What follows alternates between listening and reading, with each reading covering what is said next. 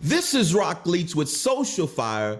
Dr. Kia Conerway is going viral. She's going viral for her statements about what the church is missing with generations and the problem that's being created because we're not embracing what we need to embrace. What she said in this video clip is amazing. I want you to take a look at this video clip and I'll come back with some commentary. Let's go.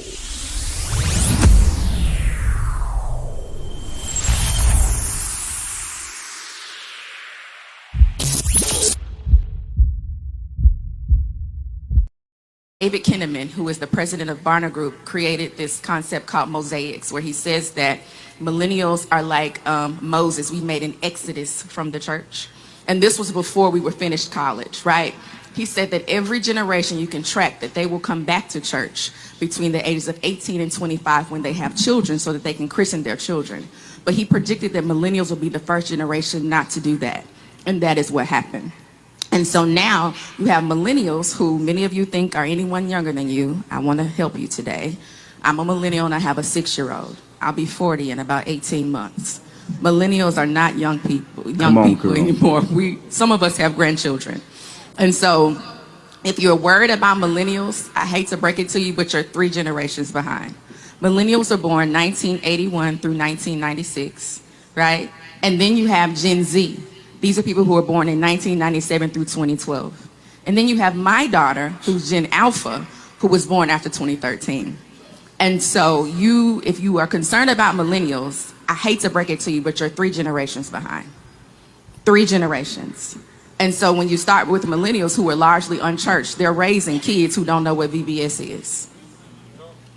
And so we have to figure out what the church can do differently. I won't say what the church is doing wrong, what the church can do differently to go back and wrap our arms around 3 generations. What we talked about was the issue is the church today is struggling to bring our concept of divinity to the lived experience of people's humanity. And so again, if you think about millennials who have children who are not in church, who are also having children who are not in church, my daughter's generation is the most liberal generation that's ever faced this earth. She has little boys in her class who have pink nail polish. She gets invited to birthday parties with kids who have 2 mommies. And so if you want to attract millennials, you need to preach a gospel that helps us contend with that. And if you are opposed to discussing people who have pronouns and whatever else, then you are going to get left behind.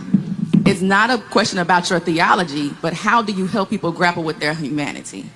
And so we suggested that a lot of pastors take some classes on gender identity and how to discuss those issues from a theological standpoint, because these are the lived experiences of the people who have chosen not to come inside your churches. The other piece was the elephant in the room, women in ministry. A lot of millennials are refusing to engage in ministries that do not honor women. And it is to the peril of this body to continue to do that. If you would like to engage the 3 generations you are losing, you're going to have to honor women as equally as you honor men. The reason that I wanted to go ahead and present this video was because I do feel like, according to the statistics, and I am a big supporter of the statistics that are given out by the Barna Group, but when they say the millennial group is the largest unchurched group, well, they're having children, and those children are having children. It's just steadily growing, and we're getting further away from God if we don't change how we're looking at things. Our approach to evangelism needs to be different. And so I believe that this is something that we need to pay attention to, and this is not something that's talked about much. That's why I'm glad that Dr. Conerway brought this up. But I want to know what your thoughts are. Jump down in the comments and let me know what your thoughts are. Let's go.